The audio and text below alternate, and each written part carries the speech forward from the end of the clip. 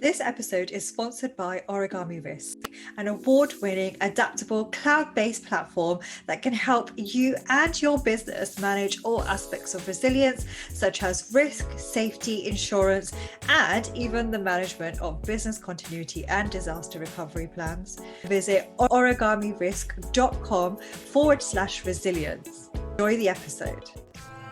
Hey everyone, welcome back to the Resilience Pod, the podcast helping you become resilient in our world full of disruptions. You're here with me, your host, Rina Singh. Thank you so much for tuning in today. Today's episode is very special because I have my next guest with me who believes that children in today's world are truly global citizens and they deserve to know more about what is happening in the world. Wow. And because of this, my next guest has dedicated her time to not only trailblaze her thought leadership, but set the stage and drive some change into the world. She is an award-winning child podcaster at an impressive age of 10 years old and is here to talk to us about the impacts of plastic toys and our environment. Why? Because resilient people like us need a resilient planet. Therefore, please join me in giving a warm welcome to my next guest, Siyona Vikram. Welcome, Siyona. Rina, it's so nice to be on your podcast today. It's my pleasure to be here. Thank you. Welcome. So excited to have you on. And as I alluded to in my introduction, we are talking about plastic toys, and I'm so excited to have found you. And shall we just get right into it? Why is having plastic toys a problem for us? Because personally, I've never really given much consideration to it. That's the best starting question. It's not just a problem. Plastic toys are causing multiple problems, I would like to say. Here are the top two. Okay. First, the health effects they have on us are beyond what you can even think of. Nearly every toy on Earth today is made of plastic, 90% to be clear. But out of this, only 15% are considered good to play with. Then how about the major portion? No one knows. We don't know what chemicals are going in there. Let me quote this from a Google scholarly article. Plastic toys are linked to cancer and infertility. Infants and young children are considered particularly sensitive to chemical exposure due to their high rapid metabolic rate, high surface area to body weight ratio, and fast growth of organs and tissues. Whoa. Scientists are warning us, Rina. They say children's rooms should be ventilated to avoid exposure from inhaling dangerous chemicals from their toys. Feels hard to believe, right? So let's move on to reason 2. They are bad for our environment. How bad? Stats will speak. Approximately 360 million tons of plastic is made from fossil fuels every single year. Wow. This production of plastic is only set to triple by 2050. How does this matter to the toy industry? It matters as the toys and game industry is the most plastic-intensive industry. And so, more than 50% of this plastic, 50% goes into the games and toys industry. Wow. Out of all the plastic ever produced, 79% has accumulated in landfills or oceans, damaging our future. 12% was incinerated, which again just releases toxic gases into our atmosphere, and just 9% have been recycled. Whoa. And guess what? Only 1% of all the plastic that has ever been recycled more than once. Wow. So I certainly think this versatile material should not be accessible for the general public in our day-to-day lives, even as packaging or bottles or bags or leave alone toys. Yeah, that's crazy. Like, wow, scary thought, because if you think about it, like if I think about when I was a child, I was playing with toys. I've still got some of my plastic toys that my mum saved for me in in case I ever have children and they want to play with it. But it's just shocking to know. And it's, like the stats you've you've kind of showed us is really scary as well. Like, what else has caused this? Why has this happened? What has caused this issue? That's a good question. Around the time of World War II, all the materials we use for sustainable toys were rationed for war, and there was very little left for the toys. So it's around that time when plastic was starting to gain popularity as a cheap material. It is ever so light, it is waterproof, and they could add any color. And bam, a perfect fit for toys, they thought. Over the past 7 to 8 decades, we've made such great progress in technology and many other industries that no one ever lets children have better materials for our toys. And we're still given the cheapest available material, plastic. That's because plastic is the only commodity on Earth that is driven by production and not demand. Wow. For them, we children are just a market. Yeah. They make toys that are ever so attractive looking, but none of them really take note of the health and environmental effects of these toys. So true. It is so true, isn't it? It was like the best thing that happened back then because it was cheap and convenient, as you're saying, but yeah, such children are kind of being exploited in that sense because it looks attractive and it's good, and you want them, don't you? As a child, you probably feel more attracted to those bright colors, and you want all the new things. So it must be really difficult and quite shocking about what has caused this. So once something that seemed like to solve an issue has actually become a problem for us now. Siyona, I know that you're quite passionate about this, and my next question to you is, and I know you're doing this, what steps are you taking to reduce the impact that you've mentioned already on plastic toys and our environment? So it is easier to build strong children than to repair broken men, said Frederick Douglass. He was an abolitionist and statesman. So I'm raising awareness and doing my bit for a stronger tomorrow.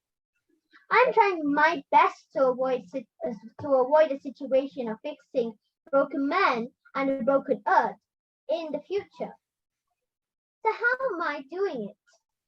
To be exact, is first, the ongoing season in my podcast is dedicated to raising awareness about plastic toys.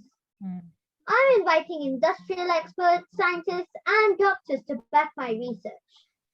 Secondly, I've created my club called Little Wise Club for Children. WISE is nothing but an acronym that stands for Warriors Inspiring Sustainable Earth. And I'm collecting back plastic toys and household plastics on one day every month and sending this off to a pollution board approved recycler.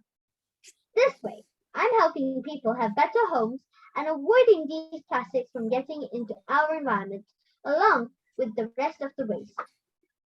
Wow. Third, I'm now getting in touch with sustainable toy makers so people know where to find them. And people listening to your podcast and mine can put me in touch with genuine sustainable toy makers if they can.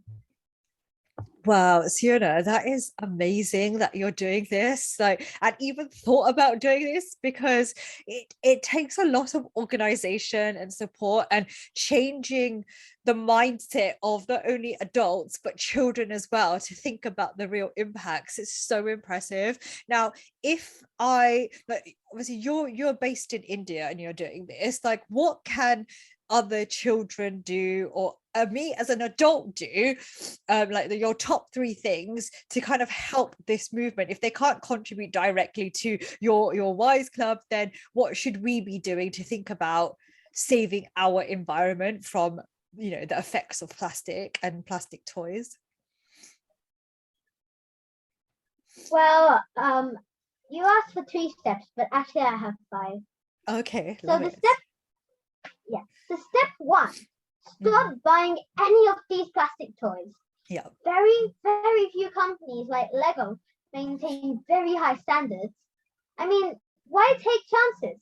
Yeah. Don't buy plastic toys. Buy only sustainable and non-toxic ones. Okay. Some companies are taking the effort to make these kind of sustainable and safe toys. Mm-hmm. Please invest time and money into those good toys. Mm.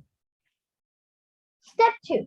Yeah. I know it might be devastating on kids as they're really attached to their toys, but clear your living spaces of plastic toys and other household plastics.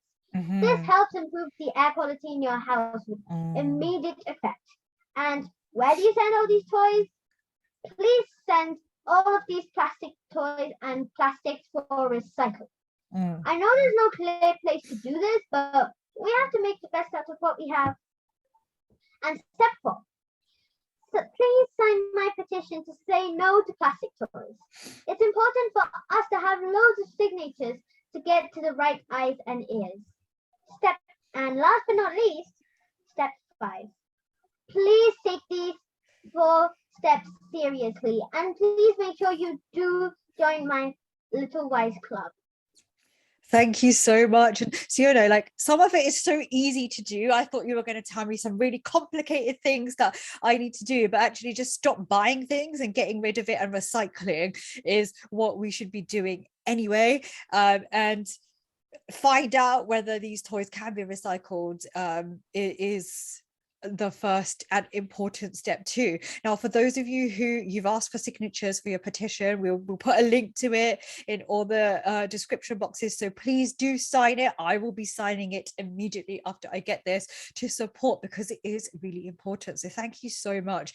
Feel like these 5 steps are definitely easy to do and good to consider. Guys, it might be hard, especially if you in your family and you've got children and you've got loads of toys, just to kind of be mindful about things and maybe buy wooden toys, right, Siyona? Like there's a whole abundance of different types of toys that are available other than plastic, so go for alternatives. And Siyona, you're not saying don't have toys and don't play with toys, you're saying just don't use plastic because it's affecting our environment. Absolutely love that. Thank you so much. And I want to add one more point. Yeah. Well, we need to be using just what we need when it comes to toys or cosmetics or food, because we need to keep everything under control. And every time we go out, we need to stop asking for something like a new toy or like a new Kinder Joy or something like that. Yeah, I agree. It's just about being mindful, isn't it? And that's what helps us be more resilient, not as people but for our planet too, which is really important because we are living here in this world, so we should be mindful of that. So really interesting stuff. Now, Siyona, you've given us so much to think about, which I am so excited about, but there's one question I'm dying to ask you, because today it's International Women's Day, and the theme of today and International Women's Day, and I'm so excited to feature you on this, is about breaking the bias. And I would like to know, in honor of this and honoring you and your thought leadership, how have you so far in your 10 years broken the bias to inspire the rest of the future generation of women in our industry? Frankly speaking, I was surprised to even know there was a bias. I think I've already overcome this, if any, by podcasting. It makes me feel like I can help myself and lots of children learn new things through this medium. And all the feedback from my listeners helps me get stronger. And one thing always leads to another. Like my podcast led to my voice, that led to helping me voice my opinion against plastic toys. And I truly believe I can help millions of kids when I'm successful in my mission. On this International Women's Day, I'd like to share that me and my mom have chosen to walk this path only because we decided not to ourselves and our capabilities. Taking action is always more effective than giving reasons. Thank you. Love that. Love that. Love that. Love that. You are just the epitome of breaking any bias. And, you know, what you have done has led you to me, right? And I would never have found you otherwise. And I'm so happy to be featuring you on this and helping my audience and our Resilience Pod family think about this stuff. You are truly an inspiration and trailblazer. And we all, I can speak from behalf of all women and future generation and just anybody listening, so privileged to have someone like you putting this change forward and helping us understand that. So grateful. This has been an amazing episode, and I feel like we've touched on some very basics and we could talk about more.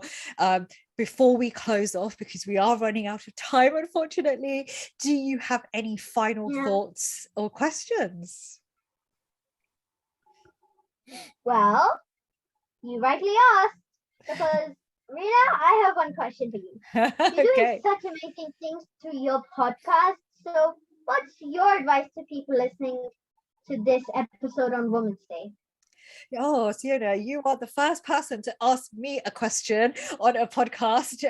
So putting me on the hot seat. Thank you so much for considering this. So for International Women's Day and breaking the bias, my advice to anybody listening is to not use what's happening to us as an excuse and take action.